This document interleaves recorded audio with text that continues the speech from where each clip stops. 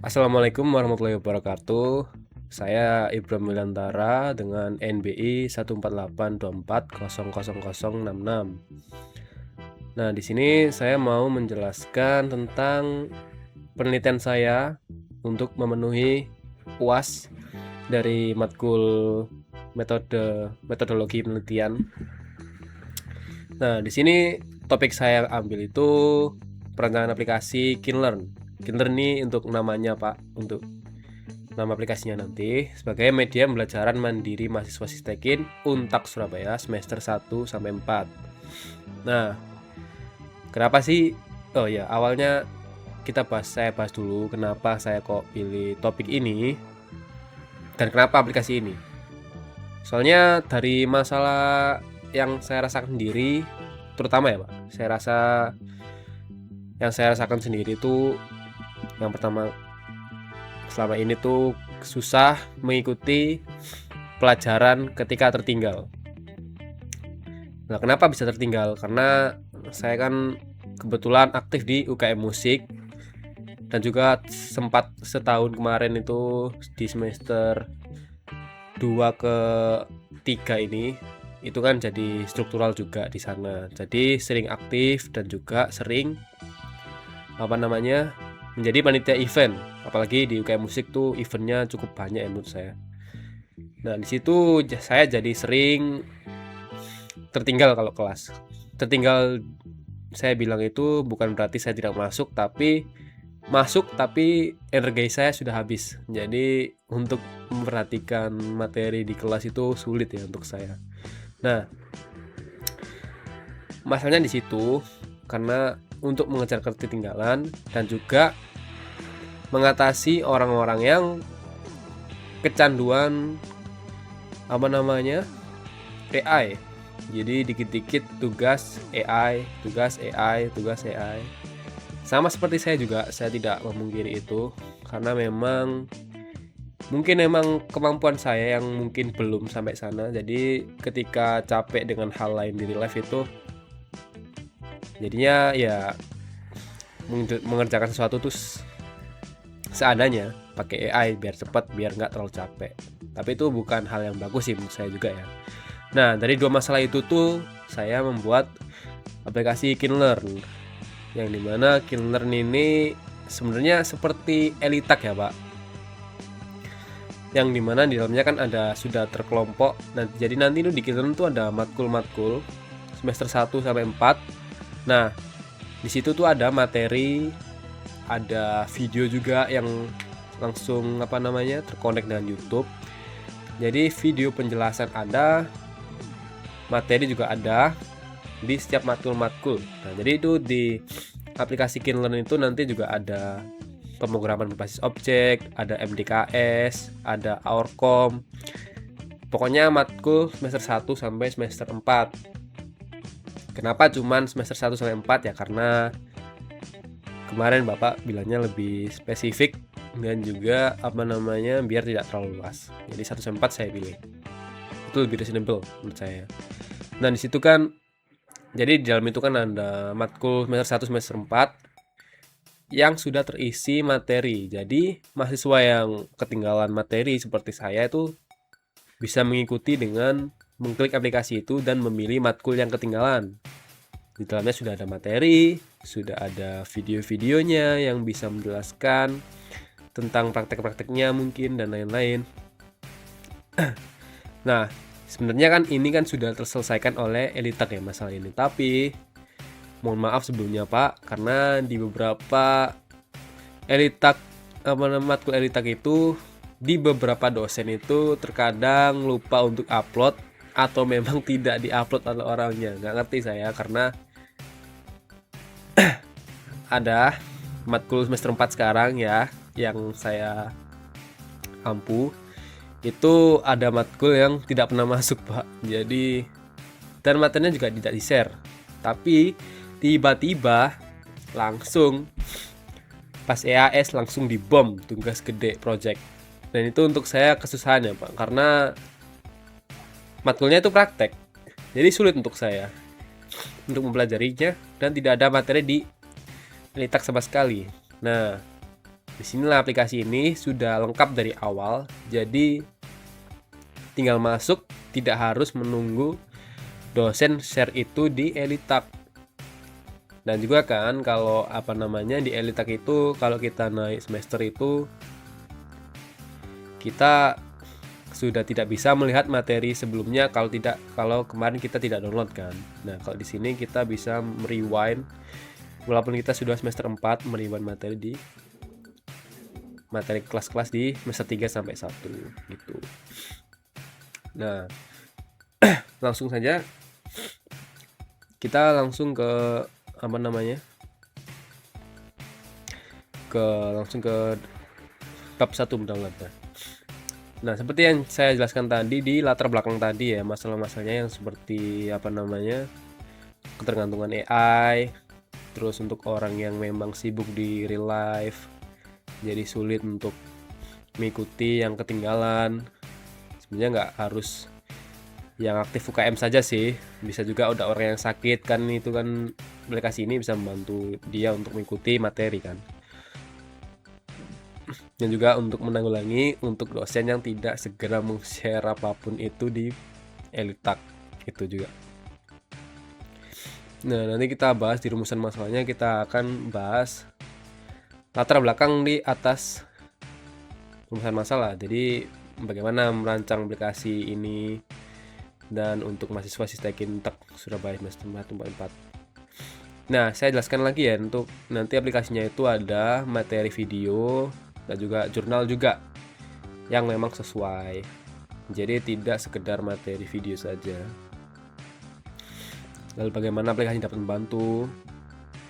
Memang terkadang untuk poin ini memang tergantung kemauan mahasiswa ya, tapi gimana pun juga kan saya menawarkan solusi untuk yang mau-mau saja. Jadi kalau orangnya tidak mau, memang aplikasi ini tidak akan digunakan. Tapi untuk orang yang mau, saya kan fokus ke orang yang mau. Kalau emang dia tidak mau menggunakan, ya sudah. Ini juga bagaimana aplikasi dapat mengurangi kebiasaan ketergantungan AI, untuk mengurangi copy paste juga. Tujuan penelitiannya juga mengembangkan, membantu proses sama seperti yang tadi saya bilang. Lalu untuk manfaat penelitiannya juga secara teoritis memberikan kontribusi terhadap pengembangan ilmu pengetahuan di bidang sistem dan teknologi informasi, khususnya terkait pemanfaatan aplikasi mobile dalam menyediakan media pembelajaran mandiri terintegrasi di era generatif AI. Nah, untuk manfaat praktisnya ya jelas ya, untuk membantu saya terutama, sebenarnya bukan saya terutama, tapi untuk semester 1 sampai 4 terutama, membantu untuk belajar ya. Jadi nggak harus nunggu dosen materinya apa, nanti kita sudah bisa buka dulu. Nah, mengurangi kebiasaan juga ketergantungan AI dan juga menyediakan fitur media belajar efektif yang itu jelas kita butuhkan, anjay. Oke, untuk bab 2 tinjauan pustakanya, pertama pembelajaran mandiri.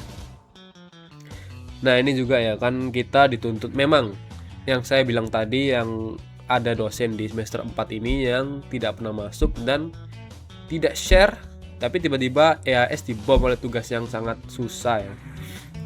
Memang untuk perkuliahan ini saya tidak bisa menyalahkan dosen sepenuhnya ya, karena kita kan belajar mandiri juga. Memang kita belajar mandiri, tapi kan kita harus kritis sedikit ya. Kenapa? Kalau gitu ngapain ada dosen gitu? Sedikit banyaknya kan kita juga tetap dosen untuk mengarahkan sedikit banyaknya. Karena saya rasa orangnya ini entah memang sibuk atau gimana. Soalnya di grup itu memang tidak menginfokan. Tidak seperti dosen lain yang segera menginfokan. Jadi keseringan saya sudah di kelas, akhirnya saya dikasih tahu oleh teman saya. Entah kenapa itu sangat tidak menyenangkan ya, apalagi tiba-tiba dibom oleh tugas yang sangat besar di AS, itu sulit untuk saya. Tapi ya memang harus mandiri juga sih. Jadi saya tidak 100% menyalahkan, tapi tetap bukan berarti tidak jengkel, saya tetap jengkel. Oke, lalu ketergantungan AI juga. Ini masalah umum juga yang saya bahas tadi ya, karena memang ada maksudnya kita menggunakan AI itu terlalu gampang ya aksesnya. Jadi gimana pun juga pasti ya menggunakan karena memang sudah zamannya. Dan lagi pula memang kita jadi tidak kritis lagi karena kita sudah percaya dengan AI. Tapi AI ini dibuat untuk memudahkan manusia. Jadi ya mau kita nggak pakai. Soalnya kalau kita nggak pakai, kita pakai ego kita, nggak pakai pun pasti bakal kalah sama orang yang pakai. Karena itu dunia ya. Jadi orang pintar itu pasti sudah pintar pakai AI, jadi digabung tuh jadi unstoppable. Tapi kita bahas untuk mengurangi ketergantungan AI-nya. Jadi sebelum kita menggunakan AI sepenuhnya untuk bertanya, kita mau belajar dulu di aplikasi Kinlearn tadi. Jadi lebih melatih kita. Jadi memang untuk caranya mengurangi AI itu dengan toh di aplikasi ini udah ada disediain oleh angkatan atas kita, jadi kita buka Kinlearn aja daripada AI, jadi sekalian belajar. Nah itu tadi juga ya saya bilang, mungkin maaf ya Pak kalau penjelasannya berlibat karena memang saya mencoba ini senatural sebisa saya mungkin, karena saya tidak mau menghafal AI juga, karena saya pengen belajar juga. Nah memang kalau ada AI kita tinggal cari, tapi untuk aplikasi ini kan sangat membantu untuk orang yang mau, karena dimanapun juga orang kalau nggak mau nggak akan bisa belajar. Aplikasi ini hanya menawarkan alternatif, jadi orang yang mau belajar tinggal lihat, tinggal dibaca, dipahami, ada video juga. Kalau AI kan cenderung copy paste gitu kan. Saya yakin mereka bakal jarang lebih kritis orang yang membaca langsung dari materi daripada orang yang AI. Cross check apapun orang AI-nya pasti lebih kritis orang yang membaca dari materi. Nah ini juga aplikasi mobile pembelajaran. Jadi bentuk aplikasinya nanti mobile, fleksibel, jadi tidak harus bawa laptop atau gimana. Kita cuman buat aplikasi, lihat, udah bisa melihat materi sebelumnya. Lalu untuk media pembelajaran terintegrasi maksudnya di sini sudah jelas ya, jadi terurut. Jadi nanti di matkul contoh, matkul MDKS sudah ada materinya urut dari awal sampai yang terakhir. Di materi Aorkom, di materi matkul Carkom, di materi PBO juga. Jadi sudah urut. Lalu Agile Scrum. Untuk pengembangan nanti pengembangannya dengan Scrum ya. Kalau ini memang sudah terrealisasikan. Nah di penelitian terdahulu dibahas juga kan menurut Mbak Putri ini analisis tentang pengaruh ChatGPT terhadap keterampilan kolaborasi dan kreativitas mahasiswa. Ini termasuk menyinggung ke ketergantungan tadi. Oh ini salah, nanti saya benarkan deh. Oke, jadi membuktikan bahwa ChatGPT itu memicu solusi instan yang memang menurunkan kemampuan. Jadi itu kan karena orang udah ada gampangnya, jadi mereka jadi sulit untuk berkembang jika malas untuk menggunakan kemampuannya, karena tinggal gini sudah bisa dapat hasil. Jadi ya ngapain kita harus bersusah-susah. Dan ini yang negatif ya, jadi kita menjadi turun kemampuannya. Lalu pengembangan mobile learning bagi pembelajaran. Jadi menurut Pak Amirullah dan Pak Adinata ini berhasil mengembangkan aplikasi mobile learning berbasis Android. Namun evaluasi menyarankan perlunya integrasi video pembelajaran agar lebih menarik. Jadi ini saya maksud dari integrasi tadi yang lebih cocok per matkul. Jadi video itu tidak terpecah-pecah. Jadi orang tuh nyarinya gampang. Matkul ini ada video ini ya, gitu maksudnya. Implementasinya juga Agile Scrum. membuktikan bahwa siklus Scrum dari Pak Ardiansa ini dan Ibu Purnamasari ya mungkin. Scrum, produk backlog, sprint backlog, sprint review dan juga sukses menjaga transparansi pengerjaan dan sangat adaptif terhadap perubahan requirement klien. Lalu kerangka berpikir juga untuk mengatasi masalah akademik yang sudah jelas ya ketika ketergantungan AI tadi. Memang saya sangat suka membahas hal-hal yang seperti ini. Kenapa? Karena gimana pun juga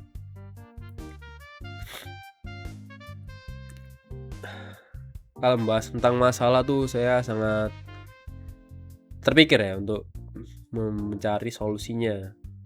Sebenarnya kalau masalahnya itu bersangkut pada saya, ini kan menyangkut saya ya, karena saya kan juga bisa dibilang tergantung AI juga, karena memang mengikuti materi yang ketinggalan tuh sulit untuk saya, karena memang saya tidak ada waktu. Karena saya sekarang kan kerja juga ya Pak, jadi bingung karena memang saya tidak memiliki kecerdasan yang membuat saya bisa tetap gaspol, kerja, kuliah, semuanya itu tetap 100% tuh sulit untuk saya untuk dengan menjalankan 3 kegiatan berat ini ya. Nah, jadi nanti outputnya nanti menghasilkan Kinlearn berbasis Android yang terintegrasi dengan modul, video tutorial, dan jurnal valid. Oke, ke bab 3. Dari sini kita langsung ke metode penelitian. Nah, saya pakai kuantitatif dengan jenis pendekatannya kuantitatif dengan jenis penelitian deskriptif. Kuantitatif digunakan karena data penelitian berupa angka-angka hasil penelitian responden melalui kuesioner yang diolah secara statistik. Lalu deskriptif untuk mendeskripsikan, memetakan, dan menggambarkan secara objektif kebutuhan video, kebutuhan fitur, serta persepsi mahasiswa terhadap Kinlearn tanpa melakukan manipulasi variabel. Lalu untuk tempat dan waktu penelitiannya, jelas ya kita di Untak dengan fokusnya ke mahasiswa semester 1 dan 4. Waktunya ya periode ini. Sampelnya bagian dari populasi yang karakteristiknya diambil untuk mewakili penelitian. Ukuran sampel minimal ditentukan menggunakan pertimbangan keterwakilan tiap angkatan. Teknik samplingnya menggunakan purposive sampling, yaitu teknik penentuan sampel dengan kriteria tertentu. Kriteria sampel dalam penelitian ini adalah mahasiswa aktif Untak Surabaya semester 1 sampai 4. Lalu 2 menggunakan motor berbasis smartphone Untak berbasis Android atau iOS. Pernah atau sering menggunakan AI dalam mengerjakan tugas kuliah. Orangnya yang saya nanti untuk saya wawancara. Lalu untuk 3.4 penelitian dan divisi operasional. Dari sini untuk variabel penelitian dan definisi operasionalnya, fitur aplikasi, indikator yang kita ukur nanti, integrasi materi kuliah, akses video yang jelas. Lalu 3 ketersediaan referensi jurnal valid, kuesionernya skala 1-5, pembelajaran mandiri, kemudahan mengatasi ketertinggalan materi, kemudahan mereview pelajaran secara mandiri skala 1-5, ketergantungan AI, intensitas tindakan copy paste langsung, keinginan beralih dari AI ke referensiasi setelah ada aplikasi 1-5 juga.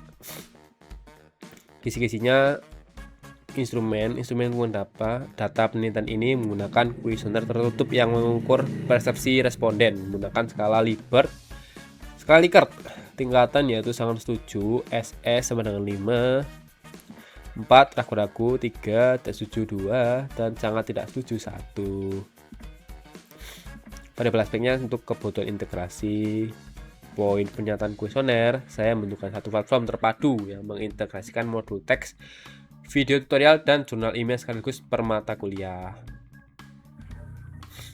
Masih ketinggalan. Ya, pokoknya nanti ini isinya untuk instrumen penelitian saya. Untuk pengujian ini kita uji validitas juga dan juga uji relativitas. data yang dimana ini yang validitas untuk mengukur sah atau valid tidaknya suatu butir, dan yang realitas itu diukur untuk tingkat konsistensi dan kestabilan instrumen kuesioner apabila dilakukan pengukuran secara berulang dalam waktu yang berbeda. Tahapan prosedur penelitian itu kita mulai dari kebutuhan awal ya, jelas, lalu ke perancangan antarmuka UI, user interface, lalu tahap pembuatan instrumen dan pengumpulan data, kita cari datanya, kita wawancara, lalu tahap analisis data dan penarikan kesimpulan. Teknik pengumpulan datanya, data primer, data yang diperoleh langsung dari sumber asli responden melalui penyebaran kuesioner via Google ke grup-grup anggota mahasiswa. Data sekundernya, data mendukung yang diperoleh dari studi literatur, buku jurnal terdahulu, serta profil atau data demografi mahasiswa program studi Sistaikin. Mohon maaf ya Pak, saya agak pilek karena saya sakit, sangat sakit. Sudah 3 hari saya seperti ini, saya tidak tahu kenapa, pusing terus. Oke, langsung ke teknik analisis datanya. Nanti itu kita kan yang terkumpul itu masuk ke itu ya Pak, Excel. Lalu kita analisis dengan teknik statistik deskriptif.